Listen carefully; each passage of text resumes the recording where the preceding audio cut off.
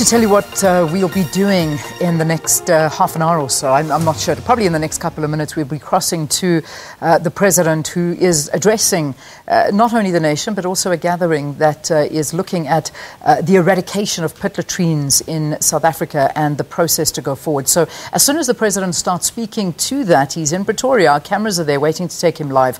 We'll cross out of this interview and take that live and then continue again with the Minister who's in studio with us. So let me tell you why the Minister here. South Africa playing host to the ITU Telecom World 2018 in September. The annual exhibition and forum is organised by the ITU for government and industry leaders to explore challenges, partnerships, solutions, and also identify investment opportunities and best practices for socio-economic development through information and telecommunications. Of course, the aim is to deliver economic development and foster social good through its exhibition for digital solutions and forum sharing knowledge and networking. Well, we've got the Minister in studio with us. Of course, he is the Minister of Telecommunications and Postal Services, Siyabonga Cwele. Good to see you. Thank you so much for coming in. Good morning, Leon and listeners. So this is quite a big event for South Africa to be hosting. Why? Why did we bid to host this event? We're very privileged to be asked to host this event, and the ITU agreed that we host this event because it's the first time it is hosted in Africa. It's the first time in the Southern Hemisphere.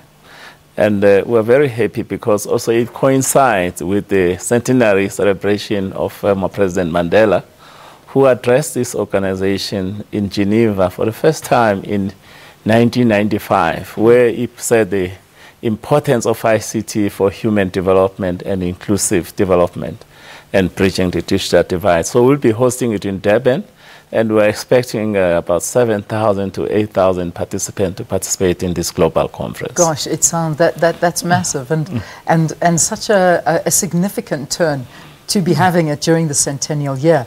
But in terms of the issues that are going to be covered and how it's actually going to benefit us, obviously we get the tourists coming in and we get a lot more knowledge and shared knowledge with our people that are involved in ICT. The theme is innovation for a smarter digital development. Talk to us about benefits for South Africa and particularly in ICT. The critical thing is for us as a country to showcase our capabilities as we approach this fourth industrial revolution. Our companies will be demonstrating the 5G technologies, artificial intelligence forms of production. And so it is very critical as a continent that we do that. Of course, as you said, tourism would like to showcase our country, but also showcase opportunities for investments in this sector in our country, because we see ourselves as a gateway to Africa investment. And in that way, we hope that we'll be able to create jobs.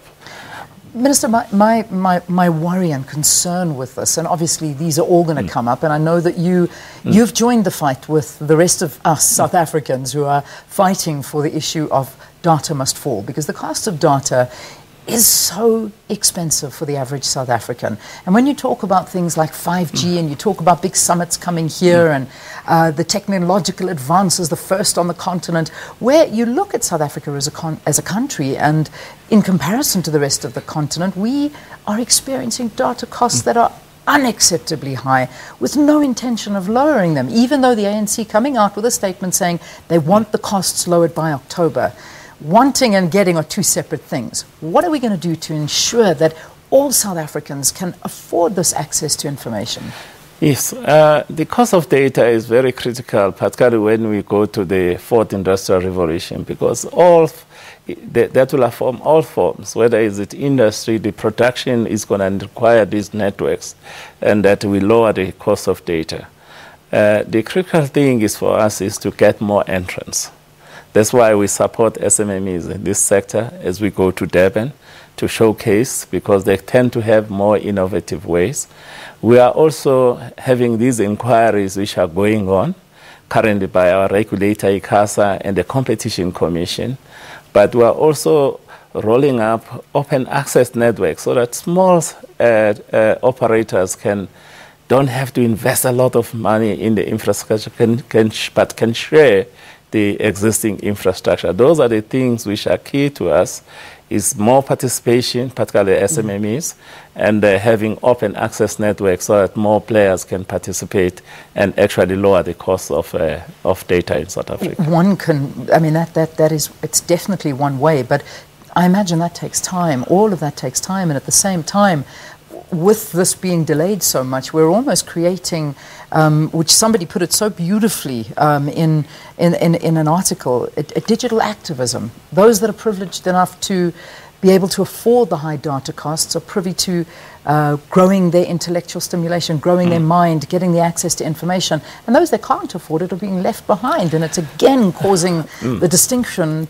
between those that have and those that don't have. So how long is this vision? How long can we expect this to take place? One of the key outcomes of the conference we are having on the 10th of September is to continue to roll out broadband, affordable broadband, particularly to disadvantaged communities. That's why we're talking about the Mbentle project, which is a rural area in KwaZulu-Natal, where we're rolling out this affordable broadband, particularly Wi-Fi. Great. And we are working in partnership with the municipalities to continue to expand the public access in terms of public Wi-Fi system so that we can make the people participate in this industrial revolution at an affordable price. Those are some of the efforts by the government we are currently doing in order to make sure that people have got access to this critical data for empowerment of our youth and citizens. Yeah. You know, Minister, I'm going to share a story with you. I went recently to a refugee camp in Malawi. Now, again, refugee camp has absolutely nothing, but they do have a couple of computers, and in there, they are learning in the ICT industry how to create their own apps. And there were a young group of scholars that were there creating their own apps and showing just how amazing the youth are if they are given the opportunities and what they can create with just having access to a computer or a cell phone with data. And so many South Africans don't even have just that opportunity. Rolling out free Wi-Fi, rolling out broadband to rural areas. I mean, how are we doing there? Yeah, like I'm saying, we're continuing now what is called South Africa Connect. We've started the rollout in many of the 8 districts, and we're busy rolling out the broadband. But one of the key outcomes of the Durban conference, like for instance, if you go to northern part of KwaZulu-Natal, they face crime there. Yeah. Cars were being stolen, police couldn't track them. But we have worked with our companies. Now we've got these masks for telephones so that we can be able to track the car if it's being stolen and the police can stop it. So those are just practical things. But one of the key elements of this outcome of this ITU conference is to refurbish the Dubai Trade Port and the Tshwane Innovation Center to enable the SMMEs. Because it's only the SMMEs, so if we give them a chance to participate, that will change the thing.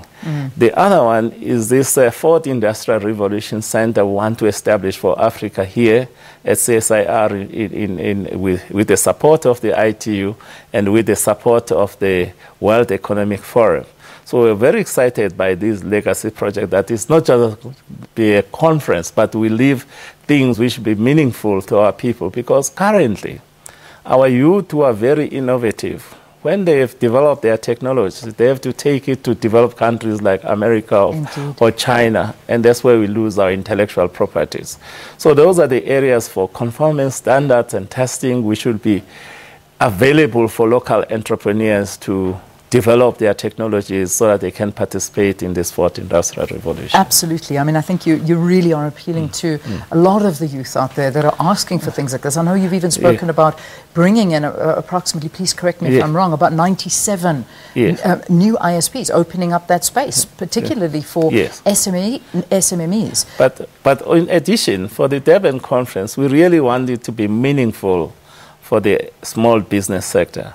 And that's why we're very happy that some of our sponsors here in South Africa, they'll be sponsoring some of these small companies to participate and showcase to the whole world their global technologies they are developing.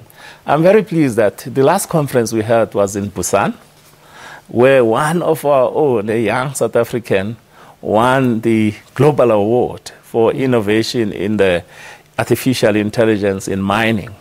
and using these data analytics in mining to ensure safety. So those are the things we really want to promote, so that our small companies get global exposure so that they can sell their products globally. Great. Good. Really, really good news story.